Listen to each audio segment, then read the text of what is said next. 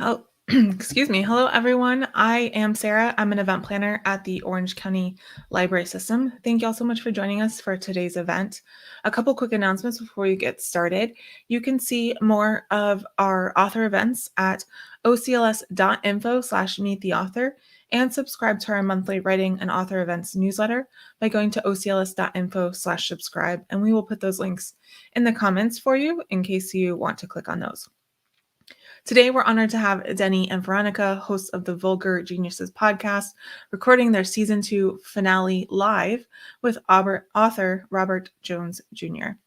The Vulgar Geniuses podcast is dedicated to exploring works written by BIPOC authors. You are guaranteed to get a review of their monthly pick, as well as special episodes tackling issues that our world is currently facing in regards to race, sexuality, and gender. So please welcome Denny and Veronica. Hello. What's up, Hello. everybody? We made it. We out here. We're celebrating. Yes. We are All so right. grateful. I'm going to turn it over to you, and we'll be behind the scenes if you need us. All right. Thank you. Thank you to Orange County Library Systems. We're so happy to have you all here with us on this special occasion of our season finale podcast episode featuring none other than Robert Jones Jr. Just for you all to know that I am Veronica and this is... I am Denny. And so we're going to jump right on into it. Let's bring our guest on. We have Robert Jones Jr., who is a writer from New York City. He received his BFA in creative writing and MFA in fiction from Brooklyn College. He has written for numerous publications, including the New York Times Essence, the Paris Review. He is the creator and curator of the social justice social media community Son of Baldwin, which has over 275,000 members across platforms. He is a New York Times best-selling author, a 2021 National Book Award finalist, and The Prophets is his debut novel. Welcome to our show. How you doing, Mr. Jones?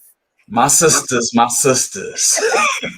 Thank you so much for having me. I'm so excited for this conversation, truly. And we are, as we discussed before, we are eternally grateful for having you come on our show today. For everyone that is watching, this is a first for us to have a live viewing of a recording with our author. This is a treasure moment because Mr. Robert Jones Jr. is going to be talked about for the rest of eternity, and we are so grateful to be able to say that we spoke to you today, and we hope that you have a good time. So let's jump on into it, shall we? Let's do it. All right. So Disha Filia, she is your good friend, your girl. We love her. That's our heart. Love her. For those who have not heard of her, she is the author of The Secret Lives of Church Ladies.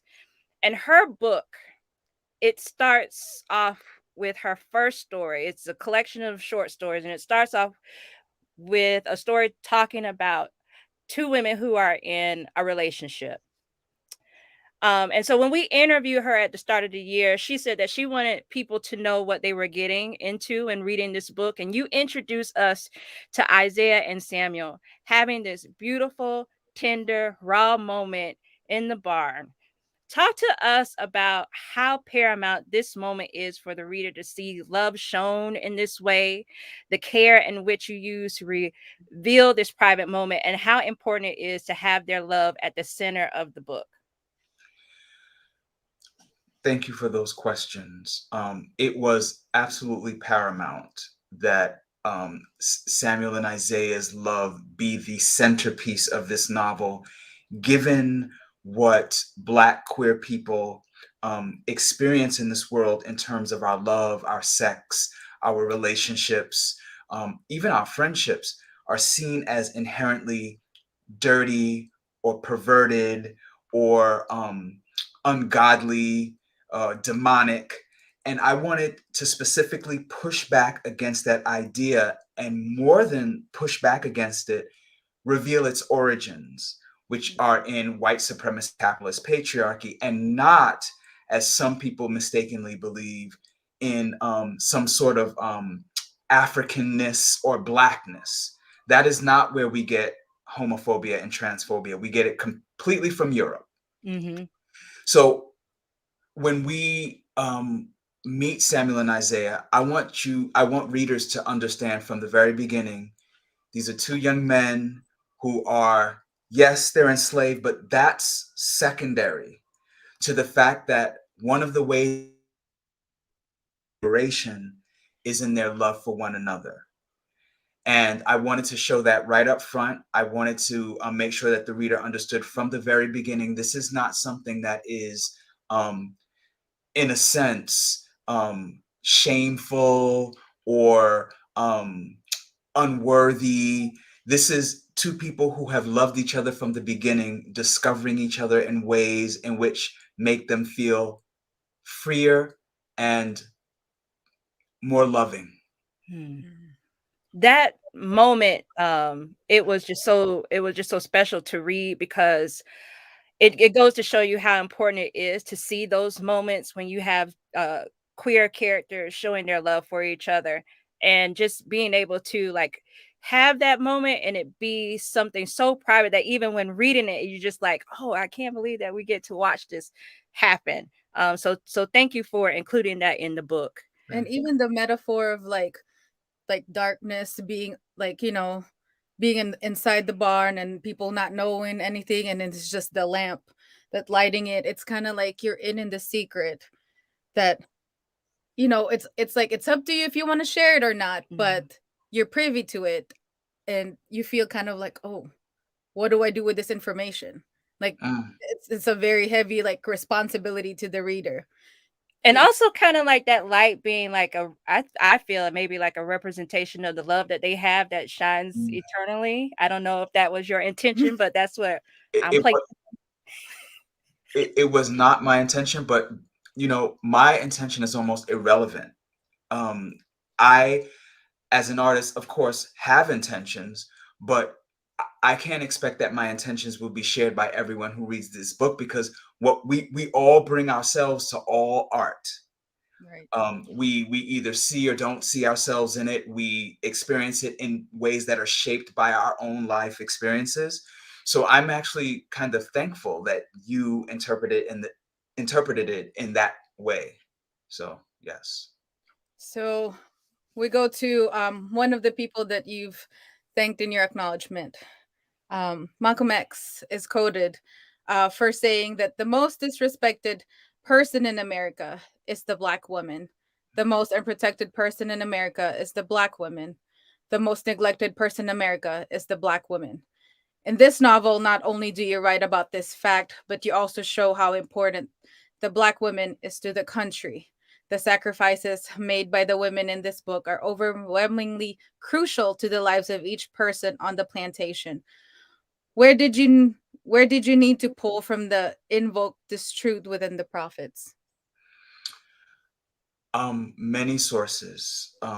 One of the things that I wanted to be conscious of when I was writing this book was, if I'm going to be writing about people whose identities I don't share. So Black women, for example, we share the identity of Blackness, but our genders are different and the ways we show up in the world are different. Then it has to be as authentic and real and full and rounded and human as possible. Not to say that I have to make all of the women characters angelic, because that's a different sort of trap. Making women, putting them up on this pedestal and giving them this much room to move. But they had to be full and rounded and real and different from one another. They could not all be the same. You should be able, if I erased all the names, to tell who is who in that book, because they're so different. And one character, I had to have at least one woman character who was not concerned with men, so that she could pass the Bechdel test, so that it wasn't always revolved around Samuel and Isaiah. That character, as you know, is Sarah, who's like, look, I don't care. They didn't do anything wrong or bad to me, but that's not where my focus is. Right. So I drew from first of all, I am a student of Black women writers. The writers who have the most profound impact on me as a writer are Black women. If it's not Zora Neale Hurston, then it's Alice Walker. If it's not Alice Walker, then it's Gloria Naylor. If it's not Gloria Naylor, it's Octavia Butler. And above all, it's Toni Morrison, Yep. who I will forever be chasing, because to me, she is the greatest writer who ever lived. And that's the standard that I want to eventually reach. And You're there, man. What are you talking about? and even if you're not there, you are like standing at the door Like door is this much. open, your foot is in the door. Like what you have done with this book, from beginning to end, it's rare to read a book and you want to say, okay, after I'm done, I'm going to reread it. It is one of the most well-written books I have ever read, and I really truly feel like Tony and James was just sitting there, just like looking behind your shoulder, just saying, "Look at what he's doing. Or Look at or what he's maybe doing." grabbed your hand and did it. I don't know. Listen, Something. yes, I feel like one of my great regrets is that I could not finish this book before Ancestor Morrison transitioned, because I wanted her to read it. I wanted her honest opinion about it, and I was hoping that she would see that there was some value in it. But maybe I'm hoping that she does, from wherever she is in the universe, that she is pleased with what I did. Oh, I'm so sure about it. Mm-hmm. Like maybe 1,000% sure about it. So, breastfeeding is a life-sustaining method. And in your novel, Maggie is ordered to nurse Ruth's child in order to sustain the life of their own while contributing to the degradation of that Black body. Your work challenges the reader to wrestle with autonomy and what it means for Black people to consistently be denied that pleasure and desire and right to be in one's own body and do with what they want. Will you speak more on that and what you were doing within the book? It's so ironic, right? That we're in this period now where the US Supreme Court is about to snatch that right out of the hands of people who Mm. can become pregnant, women, trans men, non-binary people, a group of, I'm not even going to say 9. I don't know how many conservatives are now on the Supreme Court. I can't keep up with them. I think it's like 6 or 7. 6, I think. 6 people are about to determine what you can do with your own body. Right. And so one of the fascinating things in writing this book was recognizing how these pathologies have never gone away. Names have changed. Maybe scenery has changed, but the underlying pathologies are still there. This idea that I have to have dominion over you in order to feel powerful. And I think that's actually the downfall of humankind, is this desire for dominion over others. And I make a distinction between power, which is dominion over others, and empowerment, which is dominion over myself. And I would like empowerment. I would never want power. I do not want power over anyone else except me. And of course, the ability to defend myself from somebody that wants to do me harm. So when I'm thinking about Maggie in the scenes that you're talking about, I'm thinking about the ways our ancestors resisted in ways that were never really documented or erased from the larger narrative, because the powers that be don't want us to understand or realize or recognize that our ancestors weren't passive. We weren't these happy darkies picking cotton and singing songs. We were rebelling at every moment. My research revealed that there was a rebellion all the time, and that's why they were so shook.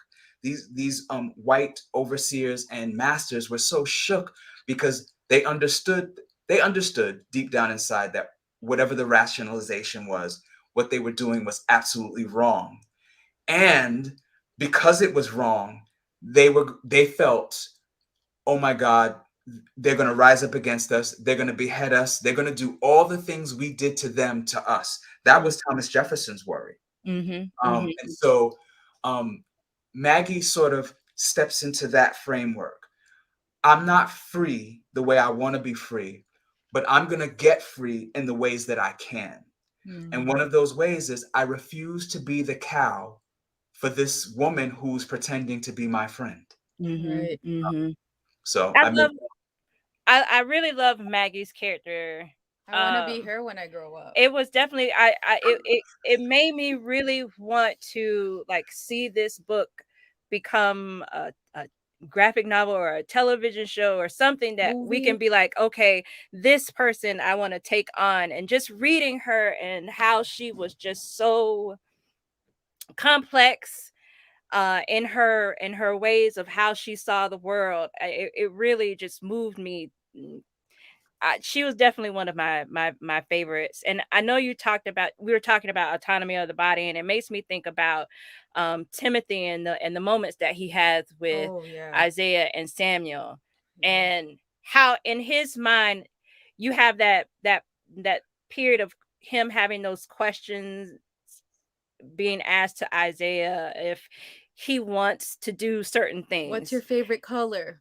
As if, like, as if he feels like, oh, I can actually speak for myself, knowing that that is truly not the case. And how,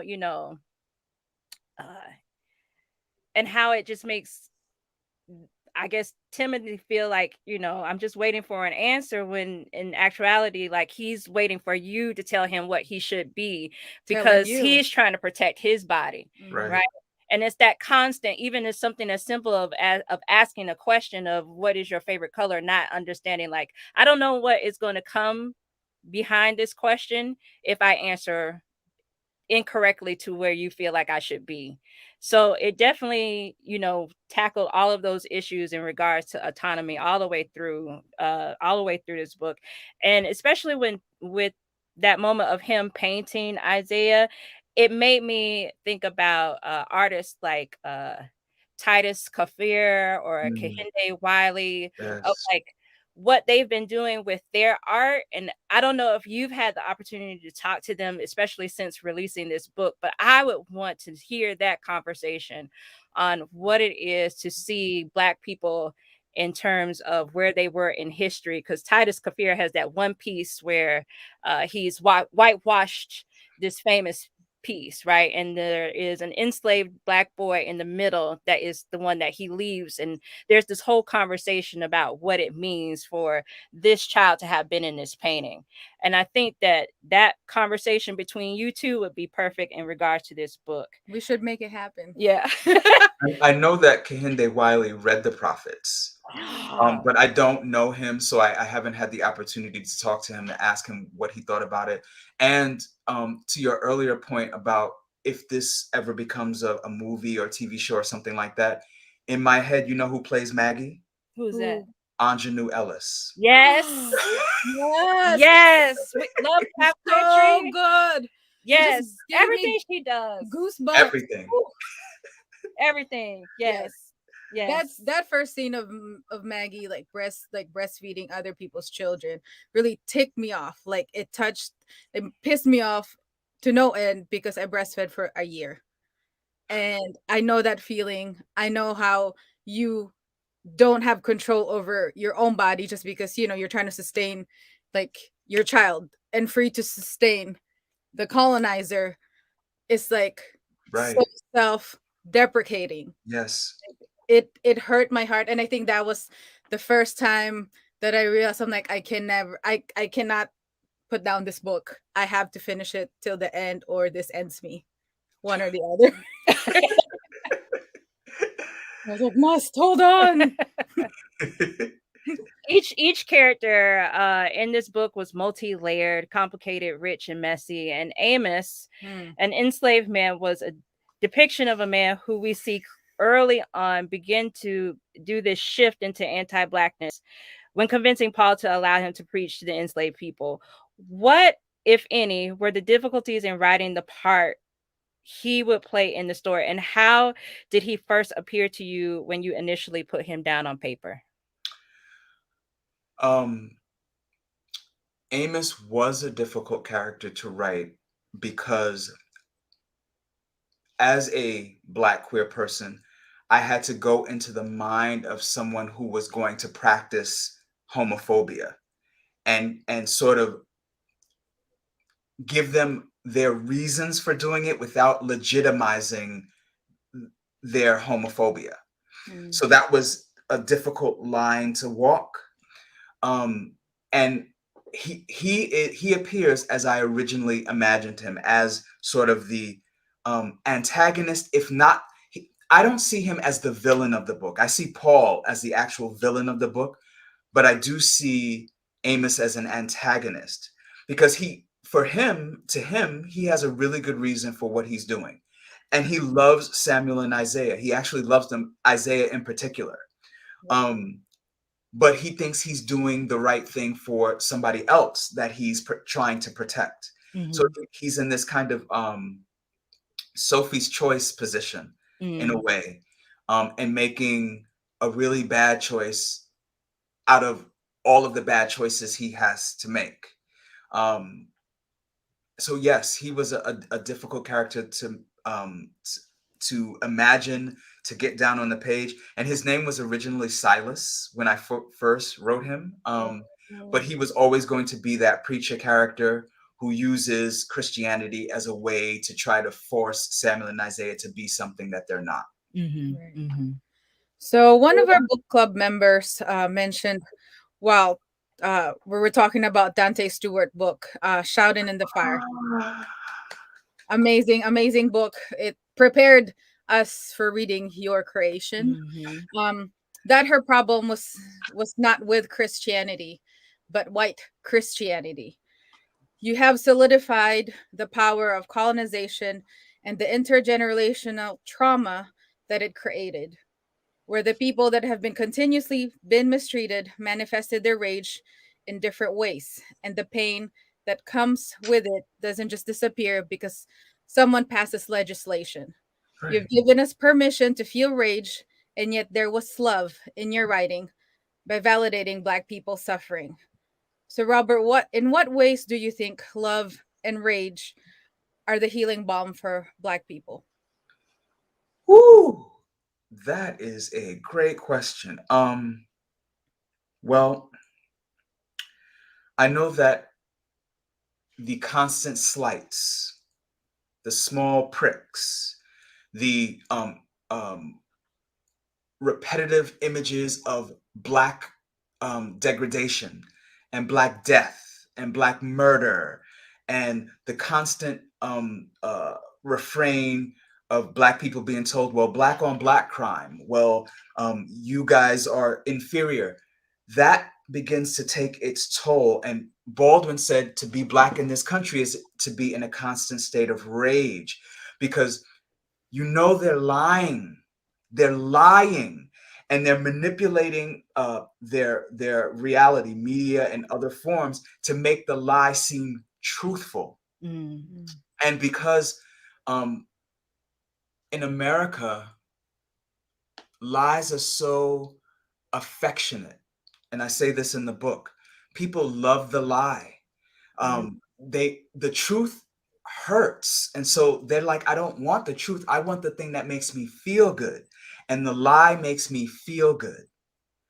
But at the same time, when you know it's a lie, for some of us, when you know it's a lie, it punches you in the stomach, and that is the rage, and that rage has to come out. And as an artist, for me, I have to get it out on the page.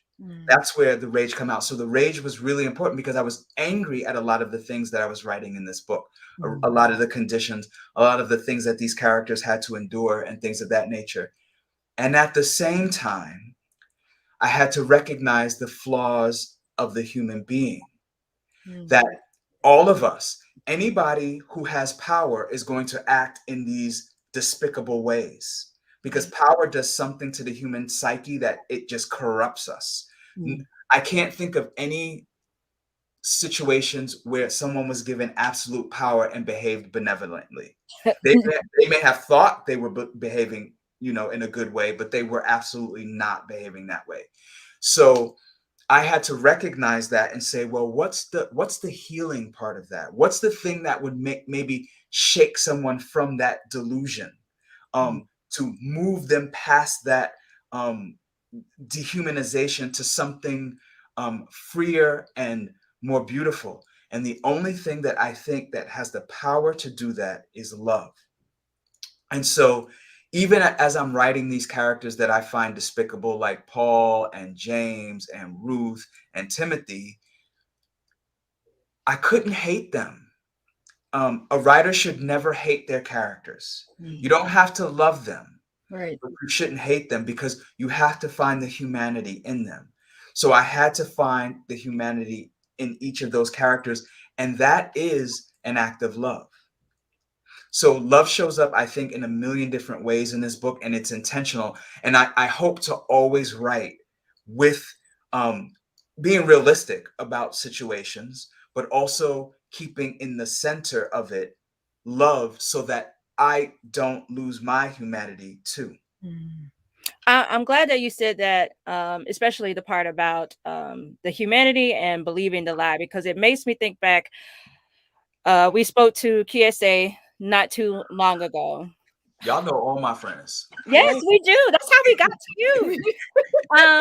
Yeah, but we spoke with him, and he's been he's revised his work, and he has been really talking about what it is to revise, not just the written word, to make it sound better, but to really reckon with the things that no longer work, that are not only no longer beneficial for yourself, but beneficial for everyone. And like you were talking about, someone who might have all benevolent power, they will never make the right choice, because even having all power in itself needs revision, where you're Right. like, all power to all the people. It can't Right. just be within Yours, yeah. myself, That's right? right. So, with that in mind, it really caused you to really look at the text that you have written and say, okay, all of these characters are flawed in different ways for different reasons. What would it take for them to reach that state of revision? And we see them wrestle with that as well. But I think one of the powerful things about literature in itself is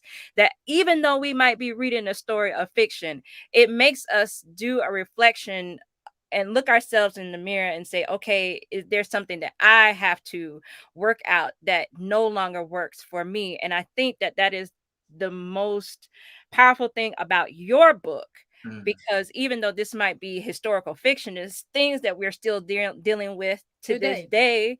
And what does that revision, what does that work, that necessary work look like, that we need to meet as we are in this state of the United States, right? United And States. so doing that work, which leads me to our next question, which is Ruth told Timothy that they changed the names of the slaves so they can strip them of their power and identity.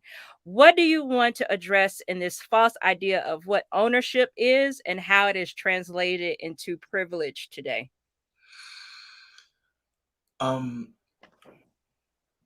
Sonia Renee Taylor Mhm. talks a great deal about the white supremacist delusion, and the ways in which it functions to falsely give a person a sense of self, a sense of self-worth.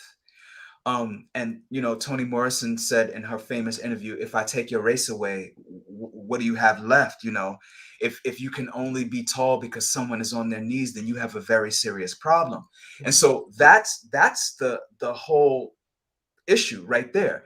What is it that you are lacking, that you have to turn me into a nigger to make yourself feel better? Mhm.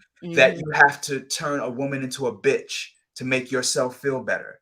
That you have to turn a gay person into a faggot or a dyke to make you feel better? Like, what is that? And when will you have the courage to fix that, to find out what it is and to heal it? Because you're not just doing me, us, other marginalized people a disservice. You are stripping your own humanity down to nothingness. So is unless, is that what you want? You want this false humanity, and parading it around like it's the goal. You want to be, I can't even say an animal, because animals have, are sometimes more humane. Right. So like, what is it you want to be? Let's be honest, so that is kind of like that sort of investigative work that's going on there in the prophets. Is, what does it mean to truly be human, and who gets to decide, and who gets to call the name. And Baldwin was very good at this when he was saying, I'm not the nigger baby, you are. Like, it's like, everything you're saying about me is really you telling me about yourself. And that is kind of what I'm reckoning with there in the prophets. And in the first chapter, you know, like how you say, what do you want to be when you don't even know who you are? Right. You don't even know who you are, right? So there's no way for you to establish that you think that you know who you are when you have yet to go through the fire and burn off the things that no longer work. And let me tell you, we are in this moment right now where the powers that be do not want their children to know who they are on purpose. Let's take critical race theory out of the school curriculum. You don't even know what critical race theory is, number one. Number two, what you're really telling me is, let's remove from the record all the horrors that me and my people committed, so that our children would think we're angels. Right. That's what you're really saying. And so here we are in this very moment, having this very same argument, how many centuries after the founding of this country? Yes. Great pause. We needed it. No, for real. Just think about it a little bit, and then I'll come in. See? So Marlon James said that this novel is what the American novel is, should do, and can be. I have personally called your writing otherworldly. Like, when I was telling Veronica, like, see, I'm like shaking, because I'm like, I truly believe that you had the ancestors, you tapped into them like I've never seen. How was that process to be able to write with so much love, respect, and adoration to those who have come before us? That was the best experience about writing this novel, was feeling as though I was communing and channeling ancestors and the ancestral energies. Most of this book was written during the witching hour, or the magic hour, 3 a.m. I worked 3 part-time jobs undergrad, 2 part-time jobs in grad school, and then a full-time job after I graduated. So I would write, as Toni Morrison said, at the edges of the day. So I would go to sleep at like 9 o'clock, wake up at 3 in the morning, write for an hour or two, go back to sleep, and then get up to go to work. And so that is the most quiet time, actually, in Brooklyn, where I live in Bed-Stuy. 3 o'clock in the morning, it is so quiet. And it's so quiet that you start to think that you can hear things. And so now maybe I was actually hearing things. And so the parts of the book that I first of all, I can't reread the book, because now all I can see are the flaws. But when I'm asked to read certain sections of it for events and such, some of those sections I say, wow, I don't remember writing this. And those are the moments that I think, okay, that was the ancestors channeling. And I love that piece of it, and that's wonderful. And that's the part of it that makes me feel like maybe this is the work that I should be doing. Maybe this is my purpose. And maybe I'm loved by those people who came before me and who sacrificed and survived so that I could be here doing this work. Right. Yeah. It was definitely like, I think I've read each of your chapter at least 2 or 3 times before I can move on. Like, I was saying, Veronica, it was taking me so long, twice as long. I was reading it and listening to it. I was like, I was in it to win it, but I was doing it because I don't want to miss a thing, you know? I don't want to miss the message. I don't want to miss the word, because it was so very important. And you delivered on the word. Yes. You did what it needed to do. Thank you. And yeah. So Toni Morrison, she is noted for saying that she didn't want her stories to be centered with the white gaze, the idea that the point of view for the reader would default to the perspective of a white person. She thereby created the knowledge of space for us to thrive and bloom when we begin to center stories with the perspectives of Black people, being that the publishing world is that of a dominated white space. How did you know, and what steps did you take for you to be at peace knowing that your book would get the proper attention it did at your publishing company? You know, that was one of my greatest fears after finishing the draft that my agent and I eventually sent out to publishers, was that I was going to get requests to make this book fall more in line with the tastes of a particular kind of white gaze.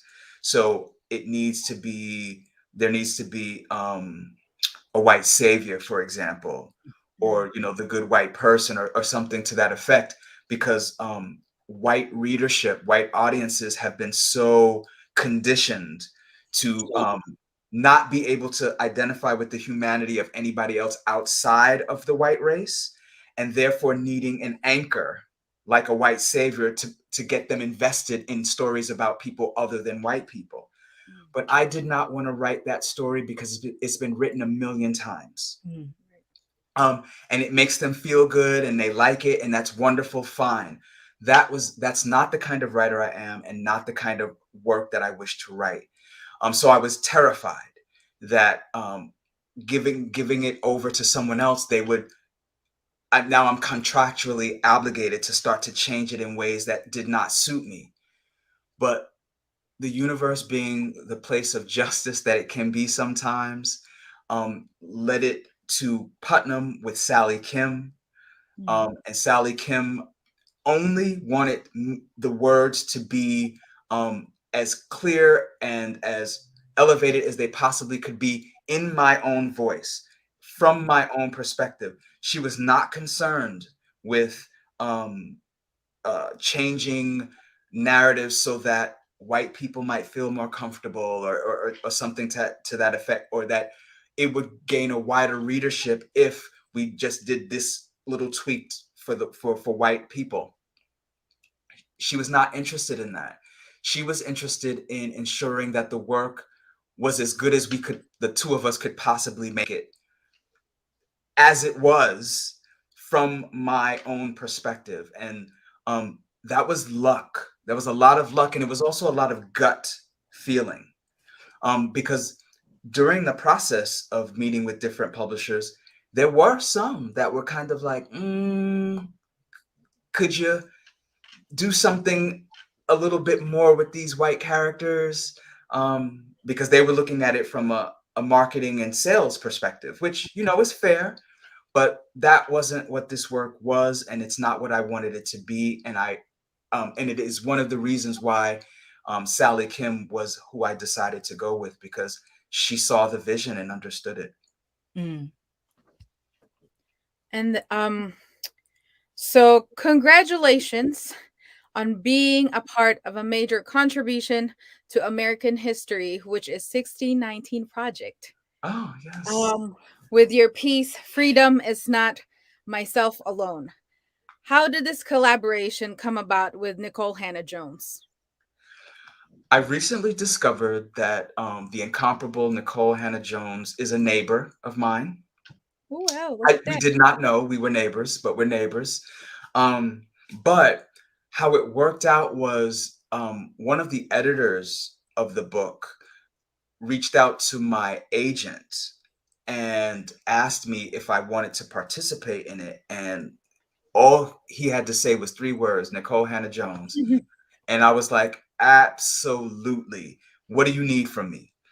And I had the pleasure of meeting her at the 1619 book release party. I met her. I met Sonia Sanchez, Yes, you did. Claudia Rankin, Terry McMillan. Mm. Oh my, it was just like I was meeting legend after legend after legend. It was just like, oh my goodness. But Nicole Hannah Jones's scholarship, the work that she does, and what she's endured for telling the truth. Right. This is the least that I could have done, to sort of help her get this perspective of history, this understanding of history out into the world. And so it was an honor and a pleasure to have contributed to this 1619 project, which has some of the greatest writers in the world writing in it. I mean, they have Honoré Fanon Jeffers. They, like, it's like everybody is in that book. And Right. so and I got this little story in there, and I'm just up against these other two great people, Michelle Alexander and Dwayne Betts. And it's just like, gosh, I'm so grateful for that. Every time I get a chance to listen to her speak, I make sure that I can, because what she has done and continues to do for not just Black people, but for our nation is tremendous and hard work.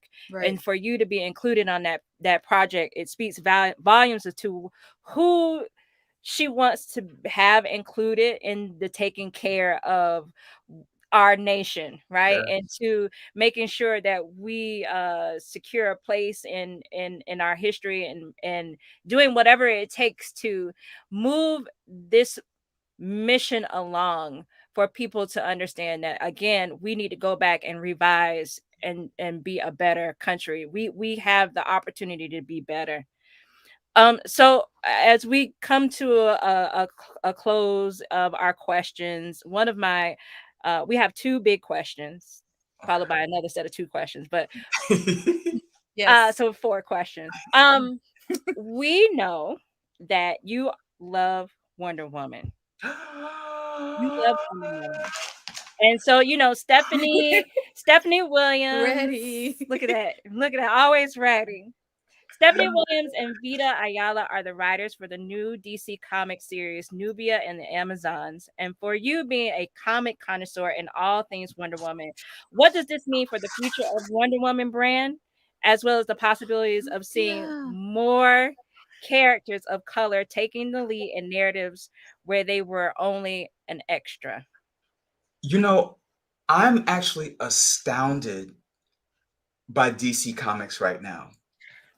With the change of leadership, there's a woman, there are women in charge, like a Black woman, a white woman, and there's been a complete shift in how their stories are told, who's included in those stories. We've been waiting for a Nubia comic book since the 70s. Mm. And this is the first time that she has her own comic book. And I credit the leadership for seeing that the world is bigger than just this incessant, like there used to be in the comic industry, or there still is in a sense, this idea that only white men read comic books. And so you gotta relentlessly cater to the white men, otherwise your books won't sell. And I'm so happy that DC took this chance, did the research, and found out, first of all, that's not true.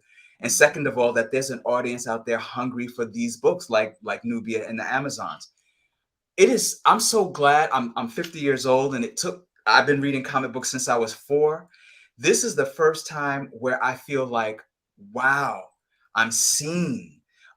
These books are speaking to such a wider array of people. Vita and Steph with this book that Aletha's doing the artwork on, is just astounding. They introduced transgender Amazons. Like, oh my goodness. I'm just happy to be a comic book fan right now, especially in the Wonder Woman universe. I don't know if y'all read Wonder Woman Historia, the Amazons. We haven't read it yet. It's in my queue. It's I didn't know about it until you mentioned it and you showed the cover, and you took us on a journey of going and picking it up and talk, and almost like an hour-long conversation about this book. So it was just like, okay, I need to get this, because if he this hype, I know this book is Let good. me tell you, Kelly Sue DeConnick and Phil Jimenez. If that's not the book of the year, I don't know what is. Outstanding. So I have Wonder Woman Historia of the Amazons. I have Nubia in the Amazons, and I have the main Wonder Woman book. There's a Wonder Girl book because Wonder Girl is from Brazil. Get into it. Right. Like, I don't know what else. I don't know what to do with myself right now as a Wonder Woman fan. This is what I've always dreamed of, and I'm so glad that DC had the vision to do this. Would you ever write? Like, we know that Roxane Gay Ta-Nehisi wrote for Black Panther. It is my dream to one day write a comic book. I have to get this second novel out of my system first before I can do that. And I can't multitask. I can't write the novel while writing a comic book. I have to do one project at a time. But it is my dream to write a comic book one day. And if they gave me the chance to write Wonder Woman, my God. Please do. So before Beyonce's and the Rihannas of the world, there was a Miss Jackson. So while you were breaking your mother's dining room chair, little baby Denny was being born in the world. My first compact disc was Janet Jackson's All For You. So, and I was 14 years old and I was mesmerized by this lady. She is the epitome of like empowerment and radical change. How has her life work influenced you and how you moved in the world? Let me tell you something. I didn't learn about autonomy or understand it, like that it was something that I could embrace until Janet Jackson's Control album, where she talked about her own coming into her own and having her own autonomy. I didn't really think about how I could be a political being and encounter or engage sociopolitics until Janet Jackson's Rhythm Nation.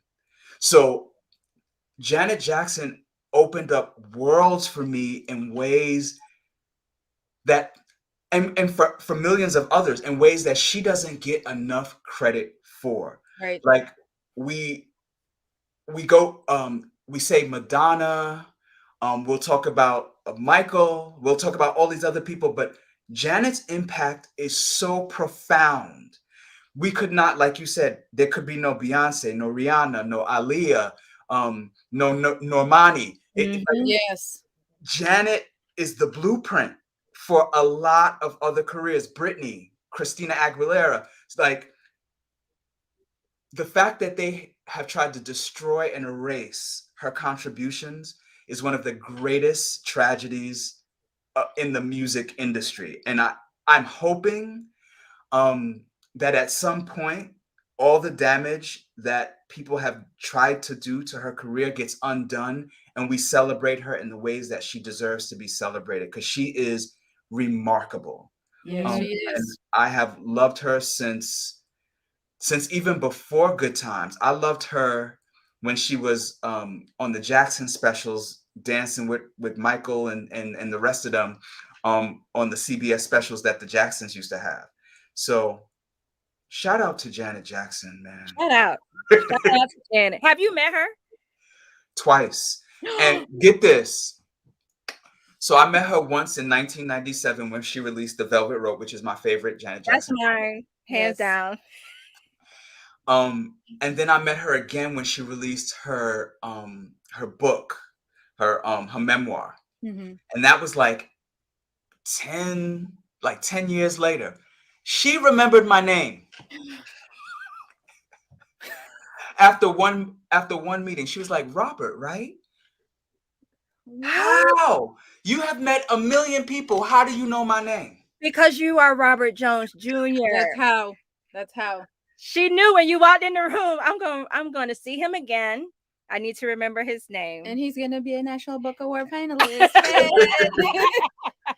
All right. If you all have any questions for Robert, go ahead and put them in the chat. So we have two last questions, and one of them is that we are coming to a close on 2021, and soon you will be celebrating your book anniversary next month.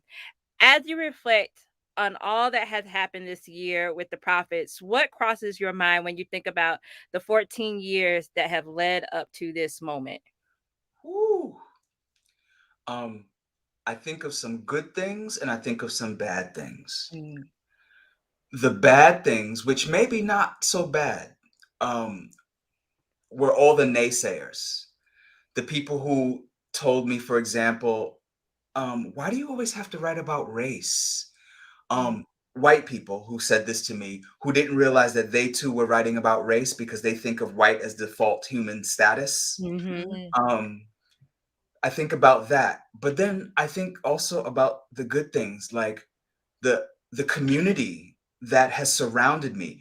Disha Philyaw, Kiese Lehman, Dante Stewart, Donnie Walton, Honore Fanon Jeffers, Mateo Escarapor, all of these writers, Maurice Carlos Ruffin, who have I can keep going, Tarana Burke, all of these writers who have come around me and surrounded me with love and nothing but support, and that has been probably the greatest gift to me as a writer, is knowing that other writers see me and see the value in my work, and don't see me as competition, see me as community.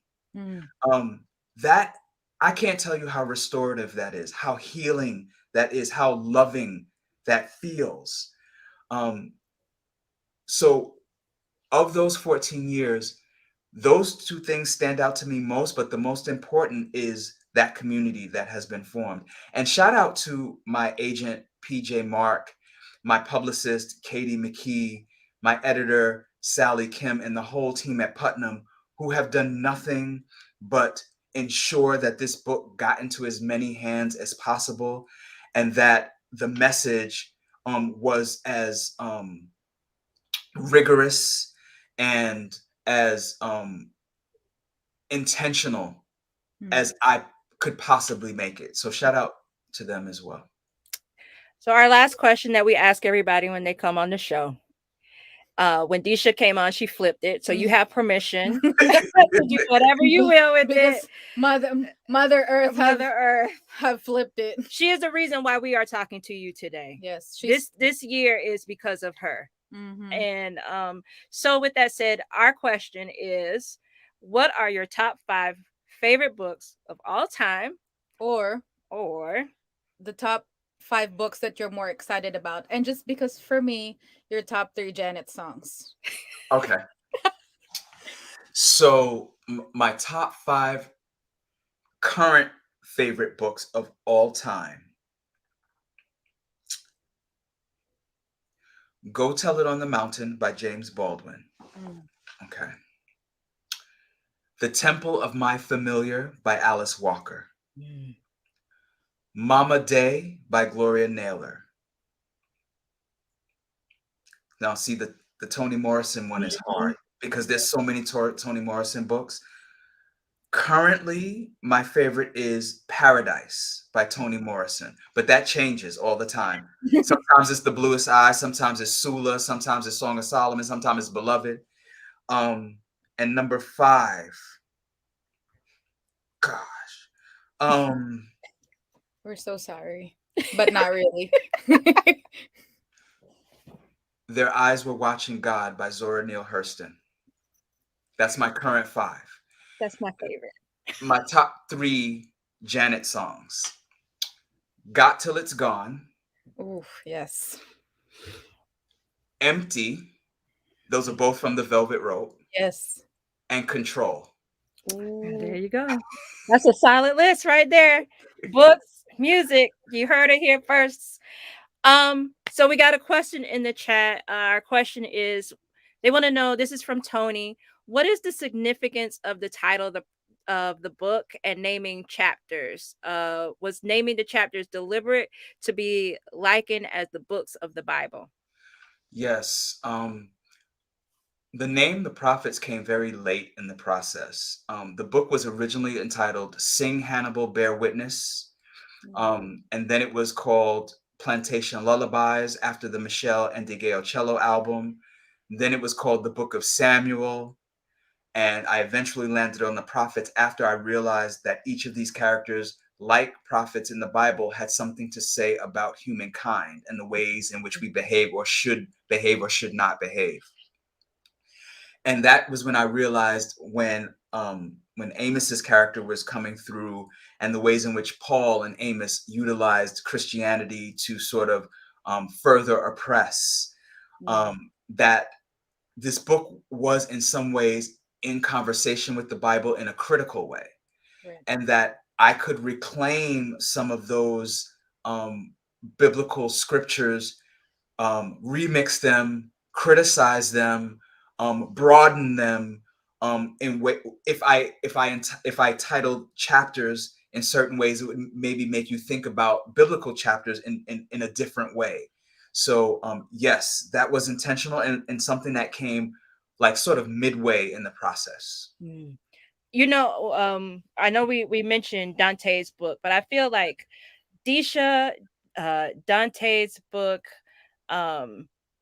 Brian's book, all of the books that we've read this year really help prepare us for the prophets and dealing with different subject matters on them, especially with Dante's and the Christian part of it, of really looking into what it means for you to dissect those things and pull away from the white supremacist idea of Christianity and what it has done to people, and also just the colonization throughout the entire world because of it.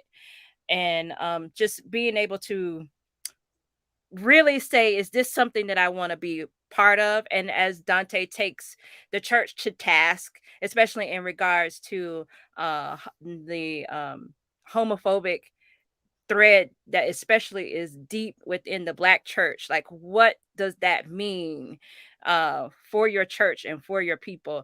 So those books, really, I highly recommend everybody, when you read Robert's books, that you go back and you look at our list and you read those other people that he talked about being in a community with, because all of their works are connected, even though they never wrote these books together in the same room. Shout out to Brian Broom too. Oh my God. My goodness. That man right there. He did it. He definitely did it.